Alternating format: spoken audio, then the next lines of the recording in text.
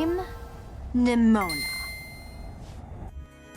This video contains spoilers for the Nimona movie.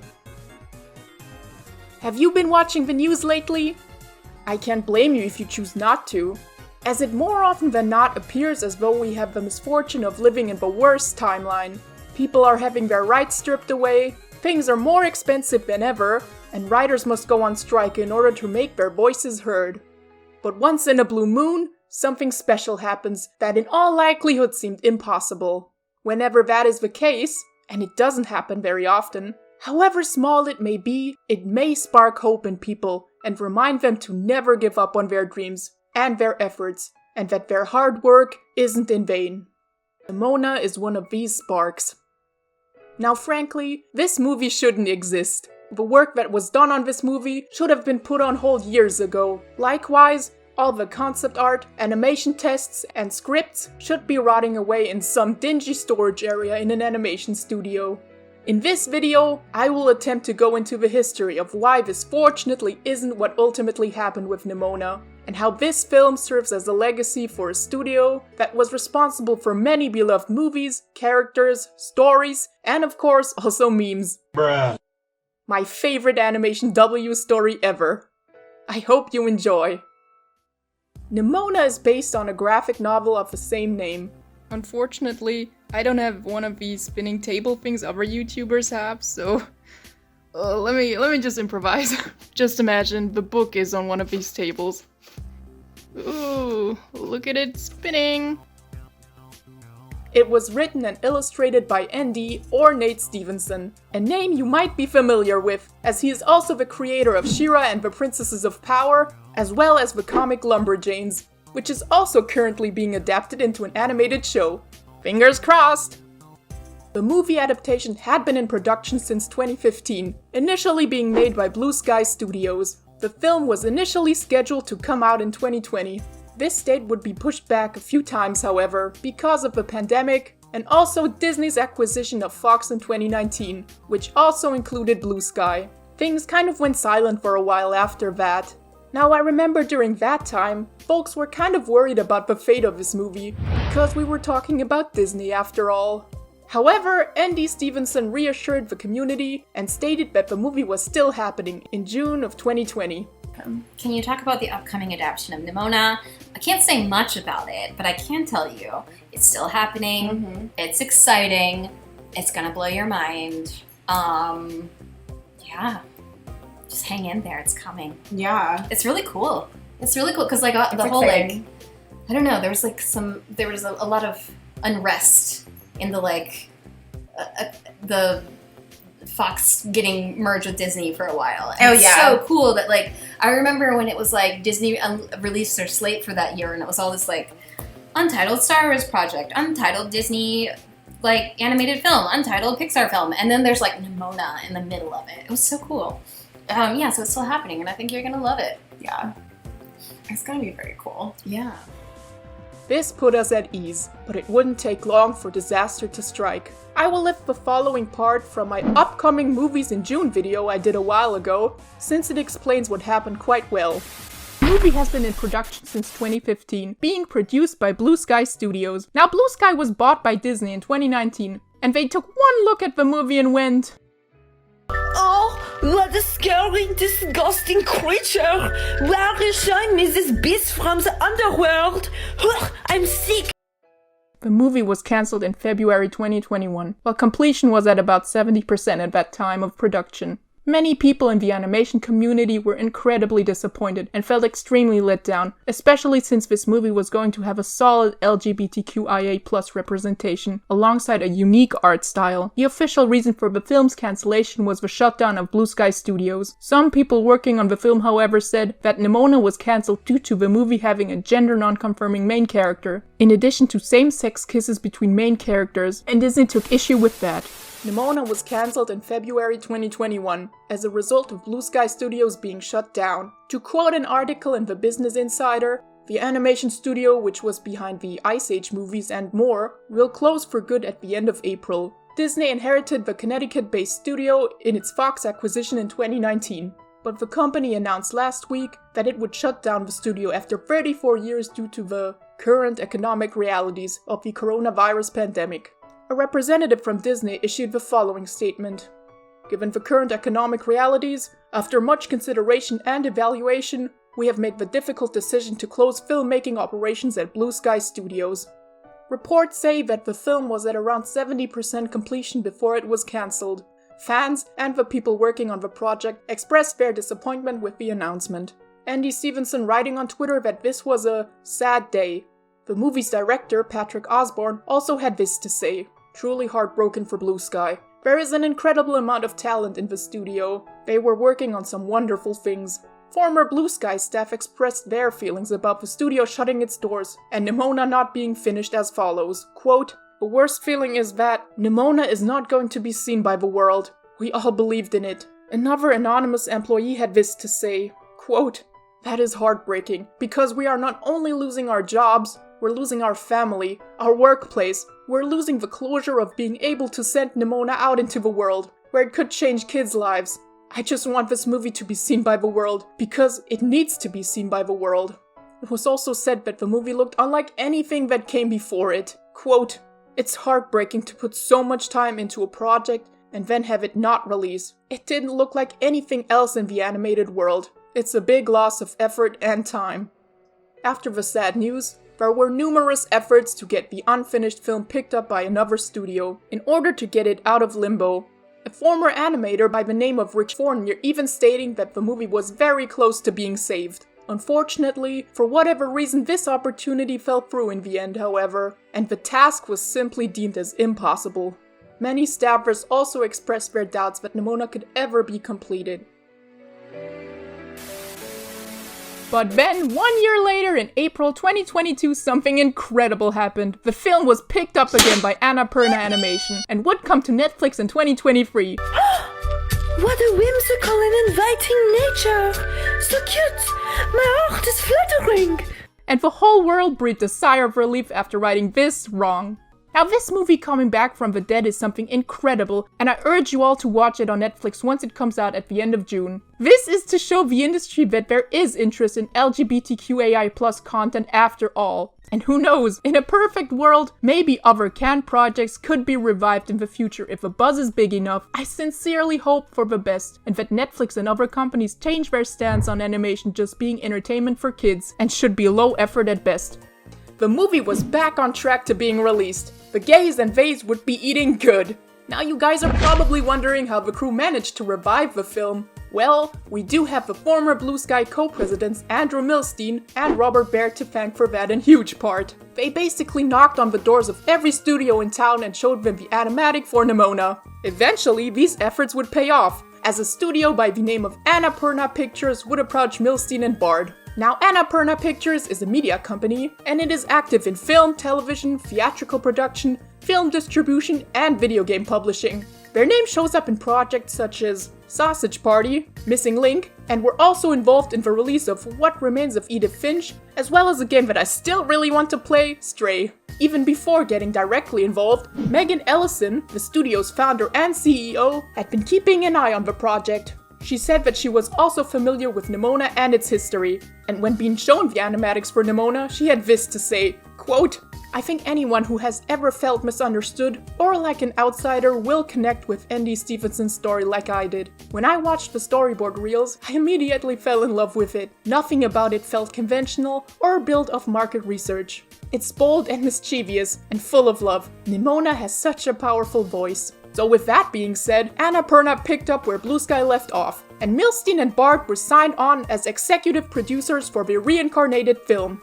From there, they would form Shapeshifter Films, nice one, in order to finish Nimona. Now, I actually had some trouble finding infos about Shapeshifter Films, but one thing that I can confirm is that they would join Annapurna, and from there, they would then subsequently form Annapurna Animation, Nimona becoming the first movie to be released by the studio.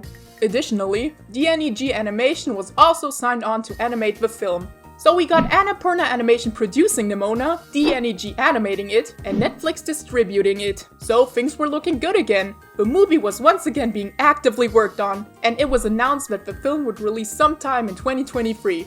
But looks like Nimona wasn't the only one who found a new home at Annapurna Studios. To quote the Business Insider once again, a person with knowledge of a production told Insider that Netflix and Annapurna didn't start from scratch. Much of what Blue Sky started remains intact, and members of the Blue Sky creative team have stayed on the project. Nick Bruno and Troy Quayne were chosen as the new directors for the movie. At this point of production, the voice cast was made up of Chloe Grace Moretz as Nimona, excellent choice if you ask me, Riz Ahmed as Ballister Boltheart, and Eugene Lee Yang as the voice of Sir Ambrosious Goldenloin. Now up to this point, Nimona had been through a lot during its production. The studio making the movie having been purchased by Disney, a global pandemic halting the production, Disney repeatedly asking for stupid changes to be made to the film, more on that later, the release date being pushed back multiple times, Blue Sky shutting down, Nimona being cancelled, Nimona being revived, studios changing, directors changing, etc, etc. Saying this movie went through development hell would be an understatement. But over the next couple of months, and the final release date being announced to be June 30th, 2023, hype and support for this underdog movie only grew. The studio, as well as the crew working on the film, and news outlets, would release several snippets and info about Nimona during that time, which only caused anticipation to build up even more. On January 4th, 2023, the film's director Troy Quayne shared a frame for the movie, which showed Nimona and Ballister. Over time, a few more frames would be released, such as this one, or this one right here. Special screenings of the seemingly completed film took place in February 2023, indicating that Nimona was nearly complete during that point of development.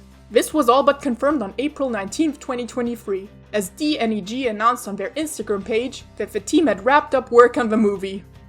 On June 14th, a few weeks before the film's release on Netflix, Nimona would celebrate its premiere at the Festival International du Film d'Animation d'Annecy. Or to make it easier on your guys' ears, and in order to avoid accidentally summoning a French demon by speaking in tongues, the Annecy International Animation Film Festival. A select few lucky fans would also have the opportunity to see the movie a few days early, and also participate in a Q&A with the crew afterwards. Now, some of you guys told me that you were actually able to be at that event back then, and to that I have to say, you lucky bastards. No, but in all honesty, from what I have heard, it sounded like everyone had a great time, and the event was really awesome. And at long last, the team's years of hard work had paid off. The movie was released on June 30th, 2023. What a worthy finale for Pride Month. Netflix released Nimona, and I clicked on it so fast after refreshing the page over and over that I am sure I was like among the first 100 people who saw the movie on Netflix after it came out. Now, this movie releasing at all, despite the odds being stacked against it, is nothing short of a miracle. And Nimona also tackling topics such as queer identity and self-acceptance is enough to garner support by people in and around the animation community. What I mean by that is that regardless of whether the adaptation would eventually turn out to be good or bad, it had the support of myself and many other people, especially when you are aware of the history behind Nimona's production. Now sadly, more often than not, movies that are stuck in development hell for some time, and or are passed around from studio to studio, often disappoint when it comes to the finished product. If anything at all, it certainly isn't beneficial for any movie most of the time, and I was a little worried that the same could happen to Nimona. But like I said, no matter how the adaptation would turn out, it had my full support regardless. If it turns out great, hey, even better, a nice bonus! For me, simply being able to watch a film like this would be enough. Okay, but here's the thing. Nimona actually managed to completely blow me away. Yeah, not only was the movie good, most people loved it. The writing, characters, and jokes being translated flawlessly to the big screen, or well, to wherever you prefer to watch Netflix on. Nimona completely surpassed my expectations. It managed to be hilarious, heartwarming, and also very emotional. It's a wonderful display of love, acceptance, and being your true self. This is the type of film we deserved, and words can't express how happy I am that it got made. The changes that were made to the story and characters worked out nearly perfectly. And while differing from the graphic novel quite a bit, the movie still embodied the heart of its printed counterpart, a narrative that acutely challenges normativity on all levels. Nimona managed to score 3.2 million views on its first weekend on Netflix, which made it the 9th most watched movie on the platform during its first week of release. Pretty good for a film that was left for dead if you ask me. Because I am a sucker for stuff like that, allow me to go into great detail of why this movie is metal and why I love it. Well, for starters, this movie is incredibly gender, having gay main characters with Ballister and Ambrosious being in love, as well as Nimona being a great depiction of gender fluidity in her own right. Now, as someone who identifies as very not cis themselves, this movie obviously speaks to me on a very personal level, and every time the topic was addressed in the film, I screamed at my TV with delight. This movie just gets it. And you're a girl who can turn into... What are you? I'm Nimona. No, that's not an answer. People don't just turn into things. I do. Of course, Nimona had to fight for its depiction of anything deemed not family friendly, while still being under Disney during development. It looks like I can't go a single video without bashing Disney's handling of LGBTQ+ themes. Now, it can't be confirmed that this was the reason for Nimona's cancellation, but given Disney's track record with handling potential queer content and storylines, it sure seems highly likely that this was a major factor in the decision to cancel the film. Let me demonstrate my ongoing annoyance with the studio by showing you this Owl House clip once more. You little rat! Now, a few former Blue Sky staffers who wish to remain anonymous have told the Business Insider that during meetings between Disney and Blue Sky leadership teams in 2020, the mouse took issue with the queer elements of Nimona, especially with the same-sex kiss scene between Ballister and Ambrosious at the end of the movie. One anonymous former Blue Sky employee stated, quote, "It was a first for our studio in a lot of respects, and what would have been a first for Disney, I believe. It featured 2 male leads kissing, it featured a gender non-conforming lead heroine. According to the staffers, Blue Sky was ultimately pressured into leaving the kiss out of the movie for the time being, though they secretly hoped that they would be able to include the scene in the film when it would eventually release. The team hoped they could convince Disney to include the scene at some point during development. But before anything could come of that, Blue Sky was shut down, and Nimona was cancelled, unfortunately. If you watch the finished film, you can see that the kiss was in fact included in the movie after all. The gays have won once again. Let's go, lesbians! Nimona's unique look and setting was inspired by combining, quote, the mid-century illustrative styles of background artist Ivan Earle, who is best known for his work on Disney's Sleeping Beauty, and minimalist wildlife artist Charlie Harper. No, not that one. The modern/medieval world of Nimona was shaped by the work of these two artists. According to Troy Quayne, the world was an idea of medieval future, a society that had moved forward technologically in time, but whose mindset was still locked in the past, with outdated ways of thinking, sort of like combining a fairy tale storybook with a sci-fi dystopia. Furthermore, he stated that this was the most complex animated feature ever made by Blue Sky Studios. When it came to making things appear 2D in a 3D environment, the 2015 release of a Peanuts movie by the same studio proved to be a great source of experience. Aiden Sugano mentioned that the goal was to, quote, strip the 3D-ness out of 3D. When the movie was handed over to DNEG, they used the blueprint that Blue Sky Studios had previously provided and reworked the technology to make it work with the studio's software. In the end, DNEG was able to integrate the tech into the studio's own programs and work processes after essentially having to start from scratch. Color also plays a big role in this movie. How different palettes are used in Nimona actually comes straight from the comic it was based on. Andy Stevenson chose pink as a primary color for the character of Nimona in an attempt to strip it from its reputation of solely being a girly color. Quote, growing up AFAB, everyone was always like pink, pink, pink, pink. As a kid, I was like, I'm not like other girls, I hate pink. No pink for me. Then when I designed her, I wanted to reclaim pink in a way that I liked. It was one of those stereotypical tropes that I just wanted to turn on their head and make it something totally new. This is evident even in the oldest artwork that is available of Nimona going back all the way to 2011. Now this image is from Nate Stevenson's Tumblr blog. Nimona and Ballister already have their distinctive colors associated with them, even though their characters' appearance are a little different from what they would ultimately end up looking like in the comic book. This entire post is just so wholesome. Some character designs with some atypical color choices, I guess. I don't know what's going on in that area. This is Nimona and her supervillain friend. He doesn't have a name yet, I'm working on that. Nimona is his sidekick / squire. They're like Batman and Robin of slightly medieval villains, but she's actually way more evil than him. He does what he does to make a point, and he doesn't really want anyone to get hurt. Nimona just gets a kick out of destroying stuff. I'm going to attempt to make a 2-page comic with them. We'll see how this goes. I'd say it worked out pretty good. Look how far this idea has come. Like, he tagged it as homework for crying out loud. Just amazing. Pink was also used to, quote, track Nimona through the comic when she's always changing shape. You can literally watch her transform in action. You have to watch her move from one panel to another. So pink was a way of saying this rhino's Nimona. So you always knew where she was, but she also starts subverting that. This way of keeping track of Nimona and distinguishing her from the crowd was implemented in a similar way when the comic was adapted for the big screen.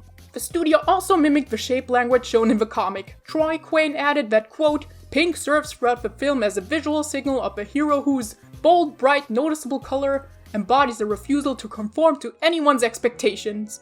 Pink represents individuality. She's a character who could be anything or anybody, but she wants to make sure that you know who she is, and that she chooses the form that she's taking, whether that's the teenage punk we've come to love and know, or whether it's a giant rhino or a dragon. It really is a way of saying, I'm not going to conform. I'm not going to do this by anybody else's standards. I'm going to be unapologetically me. Just beautiful. The film's creators gave the main character her very own color, which they dubbed Hero Nimona Pink. It was based off of the color used by Andy Stevenson in the comic. After tweaking it a bit, Hero Nimona Pink was born. If you're wondering exactly what the color looks like, well, here it is. Pantone 2348C. Of course, this wasn't the only color that was used for Nimona, because light conditions change from scene to scene, and also in order to convey emotions by the use of colors, there were actually about 10 different shades of pink, as well as reds and similar adjacent colors used for Nimona, all depending on what scene she was in. However, when it comes to colors, Ballister Boldheart and Ambrosious Goldenloin, the former lovers, who later became enemies and then lovers again, represent the biggest reversal of long-established tropes. Ballister wears primarily black clothing, whereas Ambrosious and the city's officials are portrayed as donning gold or white clothing. Good versus evil, dark versus light. These are the things we normally associate with these colors. This also plays into the movie's themes. Ballister is seen as the villain by the people around him, but is he really responsible for the crimes he's being accused of? And Ambrosious is part of an authority that claims to always have the best intentions of the country in mind. To uphold this system is crucial. But is he actually as admirable as he appears to be? Stevenson had this to say about the color coordination between these two.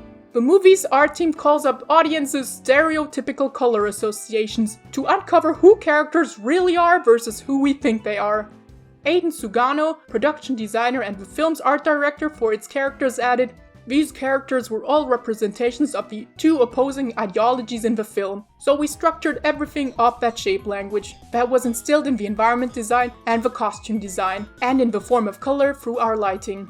According to Stevenson, Elphaba and Glinda from the Broadway musical Wicked also had a significant influence on the dynamic between Ballister and Ambrosious. He also added that, quote, "There's a little bit of Kim Possible in there too." Stevenson was largely influenced by stories he enjoyed, and he thought of how he would adapt these themes himself in order to create something that he would be satisfied with. Another thing I noticed while watching the movie is that the reflections in the characters' eyes aren't just circles, the shape light reflections are usually chosen to be rendered as, but rather squares or triangles. I thought that was really cool, and served as another great way to stylize the film. After some research, it turns out that the shapes actually vary from character to character, and even from scene to scene in some cases. For example, the speck shape that is associated with the Institute is a diamond. This can be seen in the beginning of the movie, where every knight has this specific symbol in their eyes.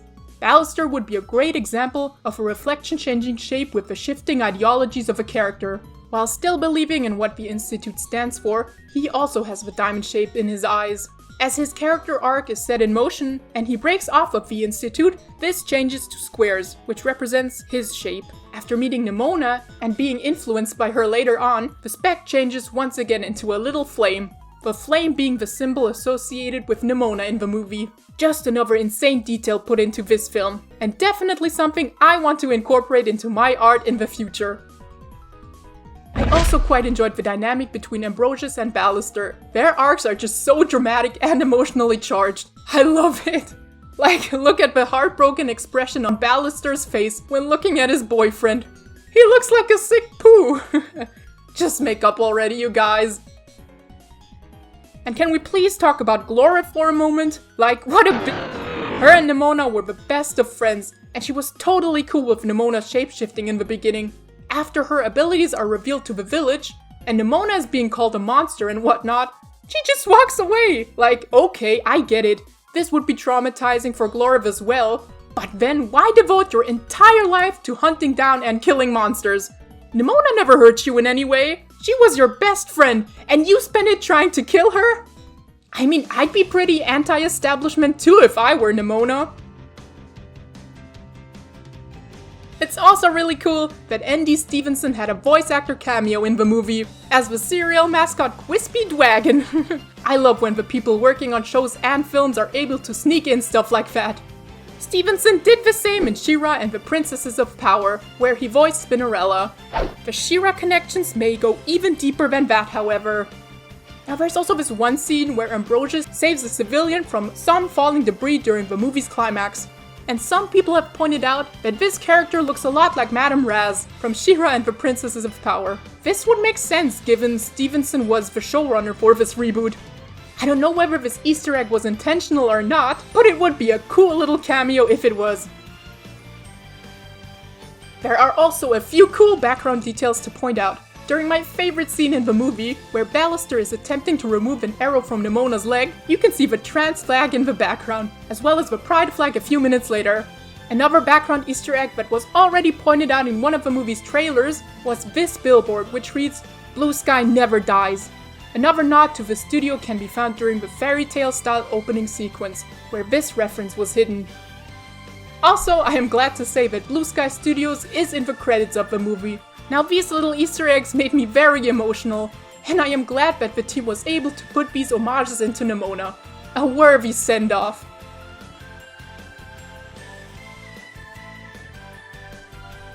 I also want to throw in this real quick, I don't know where else to add it. So this scene from the movie right there, and this is going to be very niche, reminds me a lot of the final battle from Digimon Battle Spirit against Millenniumon. Just take a look at this, the composition and all, it looks kind of similar.